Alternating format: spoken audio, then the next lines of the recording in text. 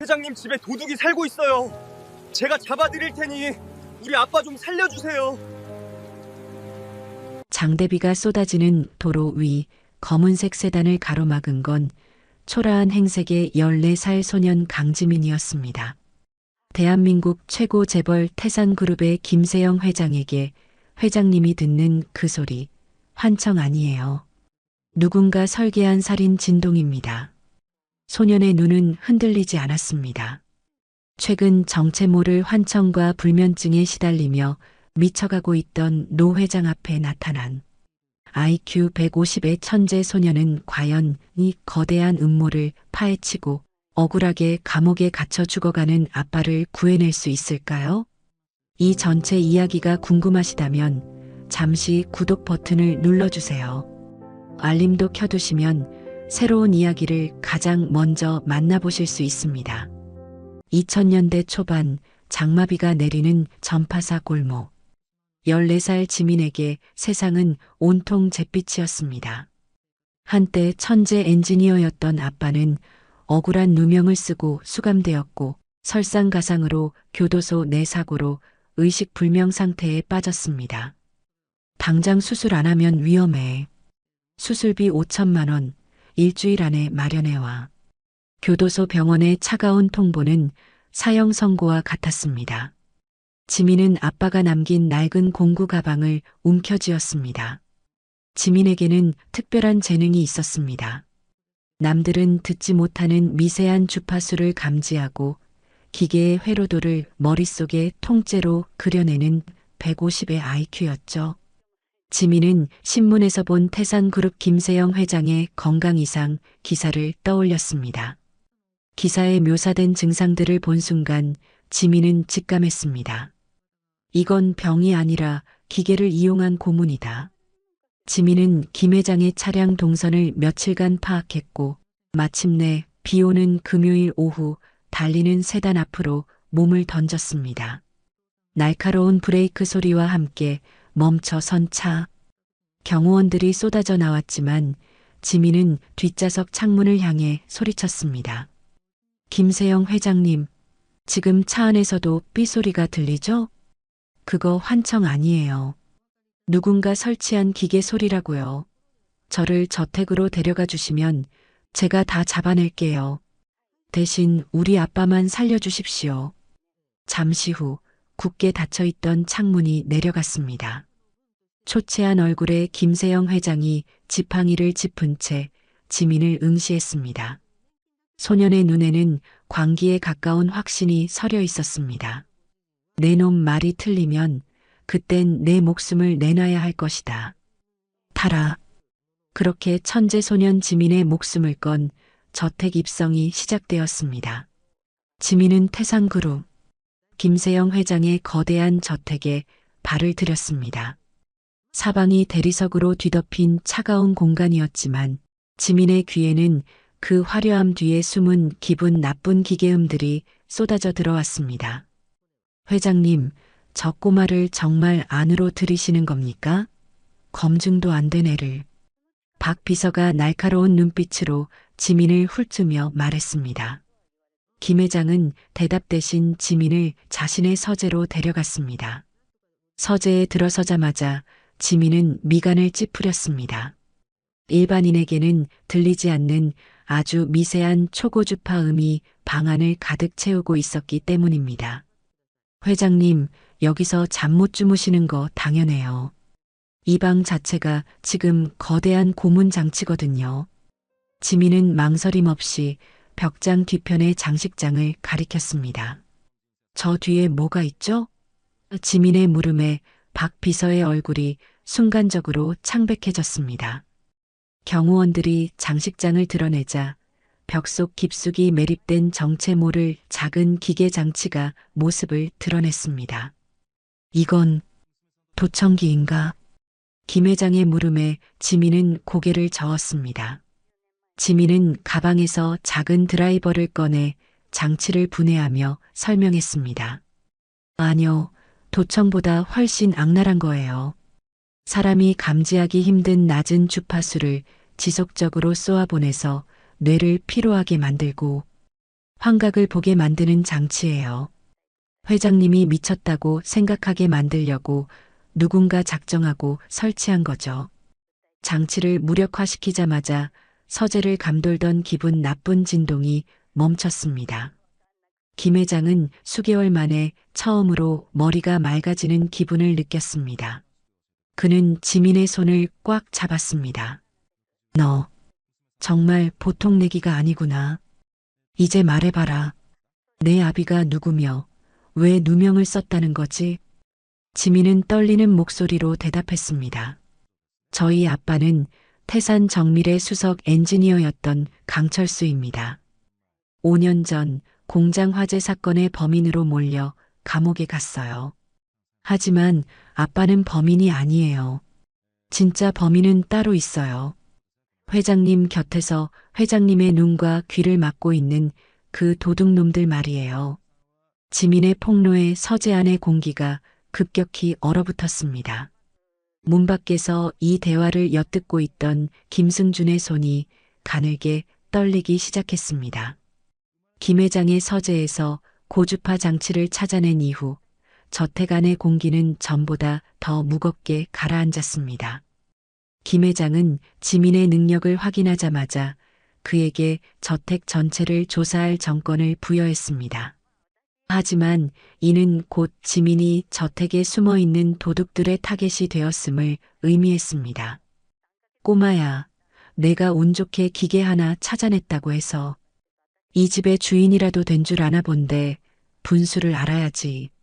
복도에서 마주친 김승준은 지민의 어깨를 강하게 밀치며 낮게 의조렸습니다. 그의 눈에는 사리에 가까운 경멸이 서려 있었습니다. 지민은 대꾸하지 않았습니다. 대신 그의 구두 소리에 집중했습니다. 왼쪽 굽이 미세하게 높군. 평소에 무게중심을 한쪽으로 쏠리게 걷는 습관이 있어. 지민은 이런 사소한 정보 하나하나를 뇌 속 저장 장치에 기록하듯 새겨 넣었습니다. 그날 밤 지민은 김 회장이 잠든 틈을 타 본격적으로 저택의 소리를 분석하기 시작했습니다.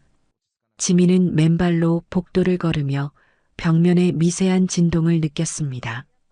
그리고 박 비서의 방 근처에 다다랐을 때 지민의 귀에 기계적인 기계음이 아닌 아주 낯익은 소리가 들려왔습니다. 그것은 구형 카세트 테이프가 돌아갈 때 나는 특유의 마찰음이었습니다. 지금 이 시대에 누가 카세트 테이프를 쓰고 있지?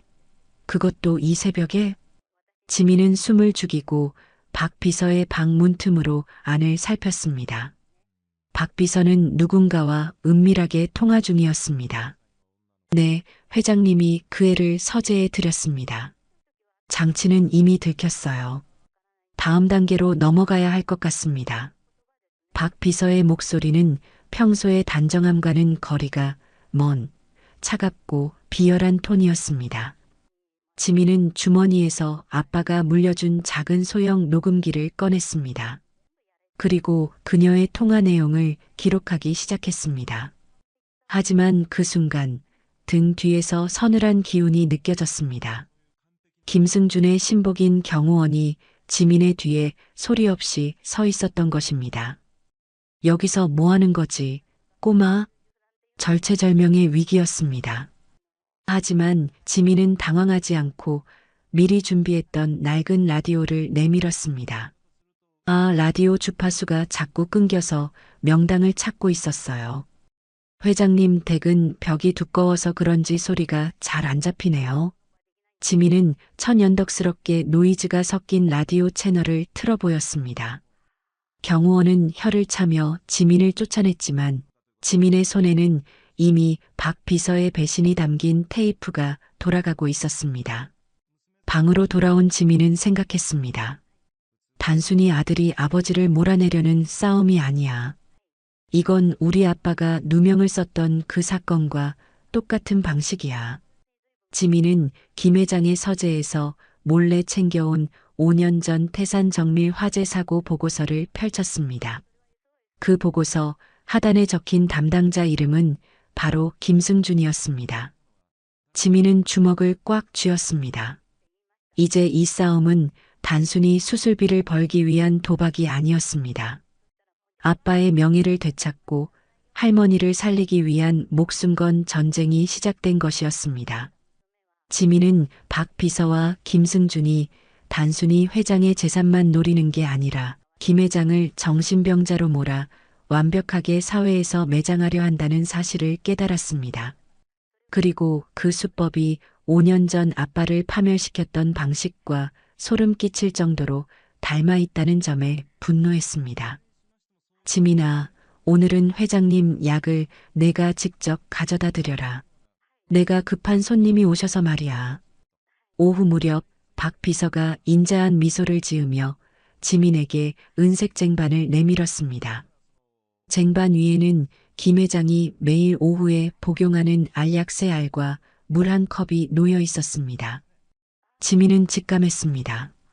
드디어 미끼를 던졌구나. 지민은 아무것도 모르는 척 쟁반을 받아들었습니다. 지민은 회장의 방으로 향하는 복도 모퉁이에서 멈춰 섰습니다. 그리고 소매 속에 숨겨온 작은 핀셋을 꺼내 알약을 조심스럽게 살폈습니다. 겉모양은 평소와 같았지만 지민의 예리한 코는 미세하게 다른 냄새를 감지했습니다. 원래 처방된 신경안정제에서 나야 할 냄새가 아닌 강력한 환각 성분이 포함된 약의 냄새였습니다. 이걸 먹으면 회장님은 오늘 밤 또 헛것을 보게 되겠지. 그리고 내일 아침이면 강승준이 의사를 데려와 치매 판정을 내릴 거야. 지민은 당황하지 않았습니다. 대신 미리 준비해둔 똑같은 모양의 영양제로 알약을 바꿔치기 했습니다. 그리고 진짜 환각제는 작은 비닐팩에 담아 자신의 공구 가방 깊숙이 숨겼습니다. 이것은 나중에 결정적인 물증이 될 것입니다. 방에 들어선 지민은 김 회장에게 약을 건네며 작게 속삭였습니다. 회장님, 약 드시는 척만 하시고 절대 삼키지 마세요. 그리고 오늘 밤 무슨 소리가 들려도 절대 방 밖으로 나오시면 안 됩니다. 쥐들이 구석으로 몰리면 무슨 짓을 할지 모르거든요. 김 회장은 소년의 눈에 서린 서늘한 기운을 보고 고개를 끄덕였습니다. 지민은 곧장 자신의 방으로 돌아와 저택의 중앙 배전반을 조작하기 시작했습니다. 지민은 저택 전체에 깔린 스피커 회로를 하나로 묶어 특정 시간에 특정 소리가 증폭되어 울려 퍼지도록 설계를 마쳤습니다. 범인들은 자신들이 회장을 감시하고 있다고 믿겠지만 이제 상황은 역전되었습니다. 지민은 자신의 낡은 노트북을 켜고 저택 내부의 신호를 가로챘습니다. 모니터 위로 붉은색 파형이 춤을 추기 시작했습니다. 자, 이제 누가 도둑이고 누가 주인인지 가려낼 시간이에요. 지민의 입가에 어린 나이답지 않은 서늘한 미소가 번졌습니다. 쥐덫은 이미 놓였고 이제 도둑들이 발을 들이기만을 기다리면 되었습니다. 어둠이 깊게 내려앉은 김 회장의 저택. 평소라면 김 회장이 약 기운에 취해 헛것을 보며 비명을 질러야 할 시간이었지만 오늘 밤은 기묘할 정도로 적막했습니다. 지민이 약을 영양제로 바꿔치기 했기 때문입니다. 저택의 후미진 응접실, 초조해진 김승준과 박 비서가 마주 앉았습니다. 어떻게 된 거야? 노인네 비명소리가 들릴 때가 됐는데 왜 이렇게 조용해? 김승준의 물음에 박 비서도 당혹스러운 표정을 지었습니다. 분명 제가 직접 약을 건넸습니다. 그 꼬마 녀석이 회장님 방에 들어가는 것까지 확인했고요. 그 순간 저택 전체의 전등이 한꺼번에 깜빡거리기 시작했습니다. 지민이 배전반을 조작해 전압을 불규칙하게 흔든 것이었죠. 그리고 곧이어 저택 곳곳에 숨겨진 스피커를 통해 기괴한 소음이 들려오기 시작했습니다. 하지만 그 소리는 김 회장을 괴롭히던 고주파가 아니었습니다. 내 아버지를 죽이려고 한 놈이 누구지? 스피커에서 흘러나온 것은 다름 아닌 5년 전 지민의 아빠가 공장, 화재 직후 누명을 쓰기 직전 취조실에서 들었던 김승준의 목소리였습니다. 지민이 과거 사건의 녹취 자료를 찾아내어 저택 시스템에 연결한 것이었죠. 이게 무슨 소리야? 누가 이딴 걸 틀었어? 김승준이 사색이 되어 소리쳤습니다. 그는 당황한 나머지 박 비서에게 소리를 지르며 자신의 비밀을 스스로 뱉어내기 시작했습니다.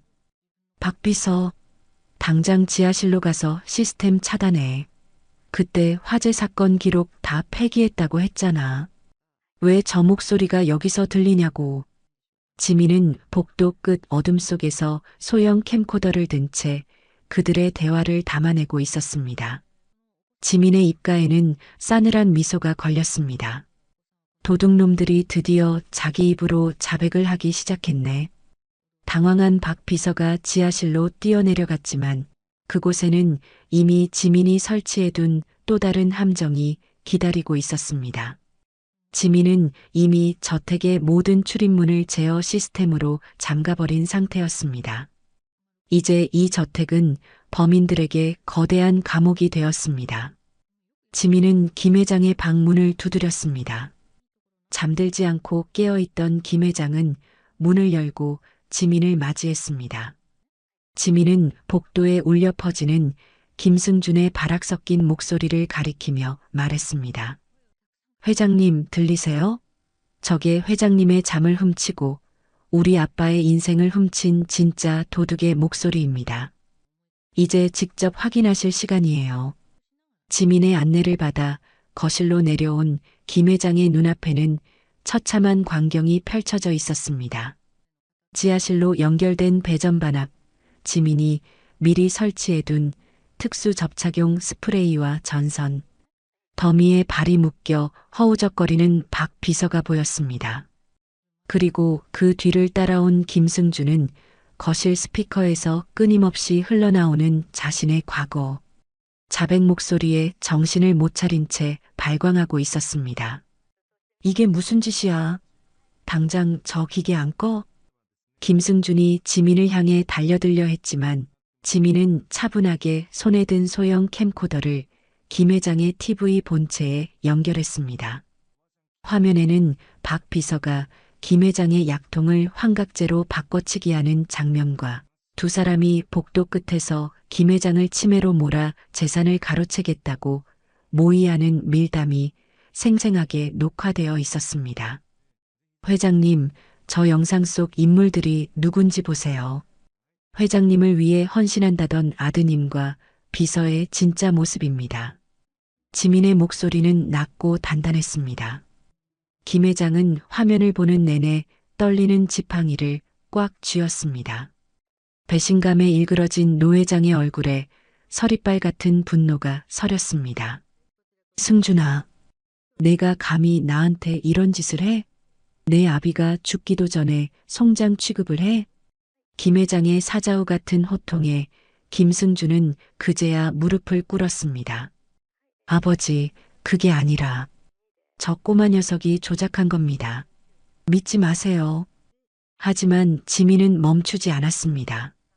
가방 안에서 비닐팩에 담긴 진짜 환각제, 알약과 5년 전 태산 정밀 화재 사건의 원본 조사 서류를 꺼내 테이블 위에 올렸습니다. 이 약 성분 검사해 보면 바로 답 나올 겁니다. 그리고 이 서류, 김승준 전무님이 직접 사인하신 아빠의 누명 증거물이죠. 아빠를 범인으로 만들고 공장 보험금을 챙긴 그날의 기록이요. 지민은 IQ 150의 두뇌로 계산된 수익기에 마침표를 찍었습니다. 이미 거실 구석에는 지민이 사전에 연락해둔 태산그룹의 보안팀과 경찰들이 대기하고 있었습니다. 도둑을 잡기로 약속했죠. 이제 약속 지켜주세요, 회장님. 우리 아빠 살려주셔야 합니다. 김 회장은 눈물을 글썽이는 지민의 어깨를 짚었습니다. 그리고 보안팀을 향해 서늘하게 명령했습니다. 저들을 당장 경찰에 넘겨라. 그리고 변호사단 소집해. 5년 전 강철수 엔지니어 사건의 재심 준비를 시작한다. 김승준과 박 비서가 수갑을 찬 채 끌려나가는 소리를 뒤로하고 지민은 그제야 긴장이 풀린 듯 바닥에 주저앉았습니다. 긴 밤을 뚫고 서서히 새벽빛이 저택 안으로 스며들고 있었습니다. 김승준과 박 비서가 연행된 후 저택에는 기분 나쁜 소음 대신 정적과 평화가 찾아왔습니다. 김 회장은 약물 기운을 완전히 걷어내기 위해 며칠간 휴식을 취한 뒤 가장 먼저 지민을 불렀습니다. 지민은 여전히 낡은 공구 가방을 메고 회장 앞에 섰습니다. 지민아, 내가 한 약속은 반드시 지킨다.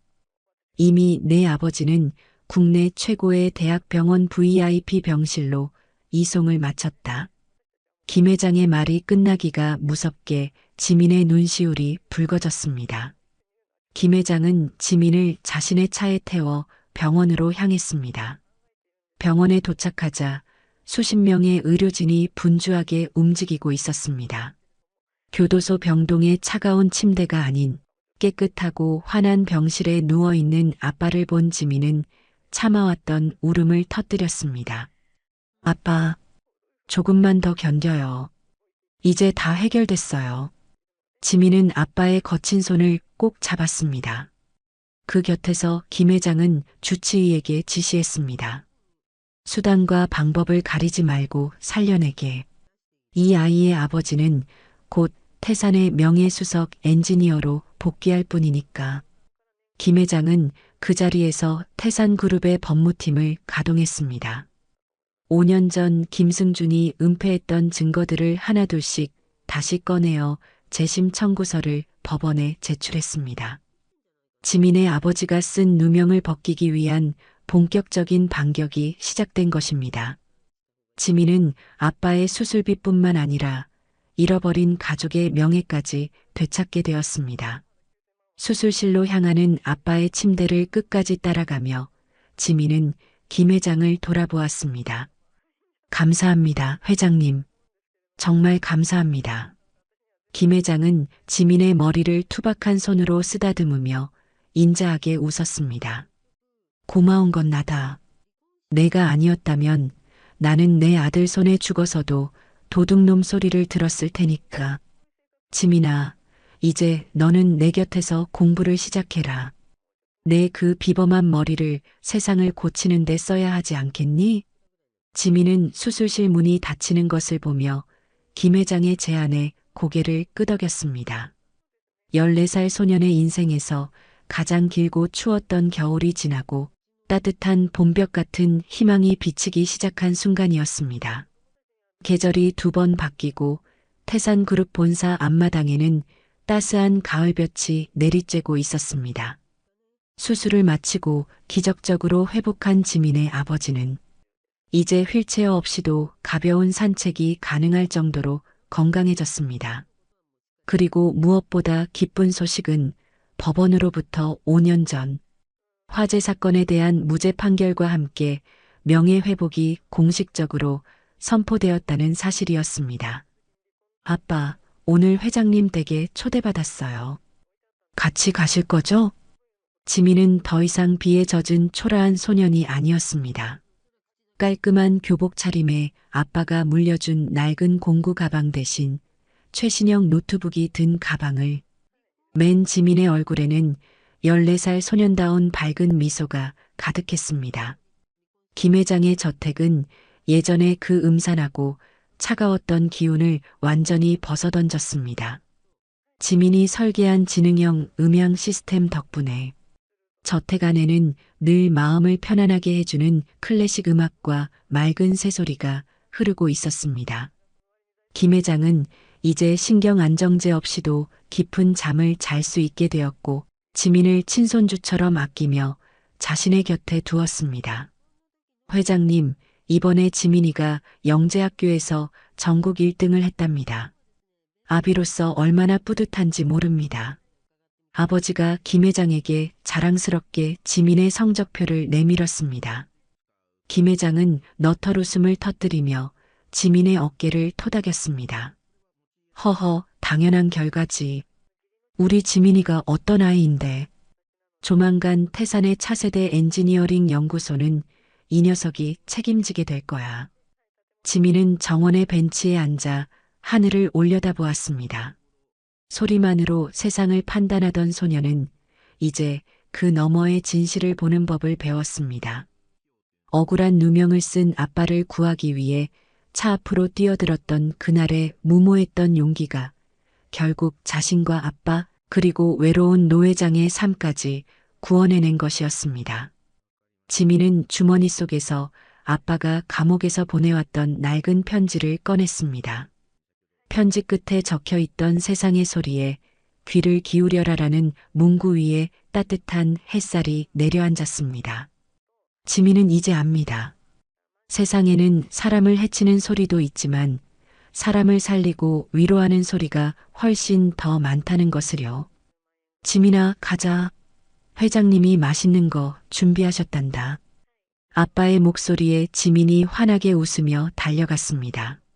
천재 소년 지민의 도박은 끝났지만 그가 만들어갈 새로운 세상의 화음은 이제 막 연주를 시작하고 있었습니다.